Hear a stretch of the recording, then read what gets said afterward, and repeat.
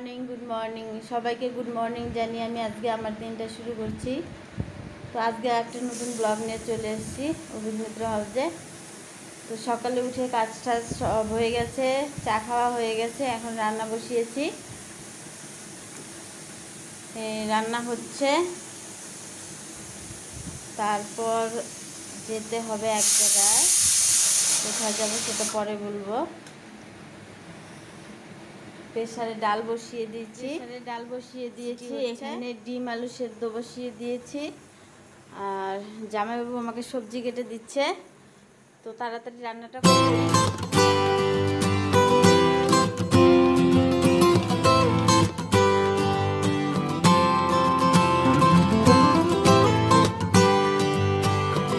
আকাশের অবস্থা খুবই খারাপ, খুব কালো করেছে আকাশটা। তোমরা একটু দেখো, আকাশটা খুব খারাপ, কি খুব খারাপ,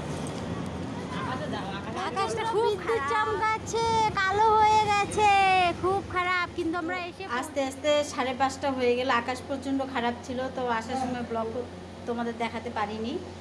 তো এসে হাত মুখ ধুয়ে ফ্রেশ হয়ে আমরাও ঘরে ঢুকেছি, একদম মুষলধারে বৃষ্টি নেমেছে। তো এসে হাত মুখ ধুয়ে ফ্রেশ হয়ে নিচ্ছি।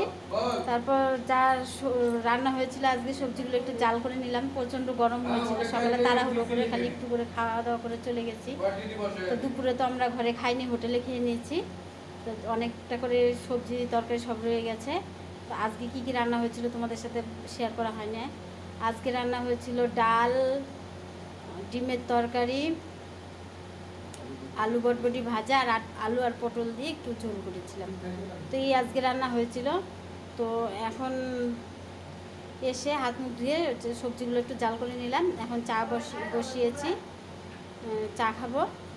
আর এদিকে বাবার মোমো খাওয়া হয়ে গেছে, এখন একটু সবাই মিলে চা খেয়ে নিই।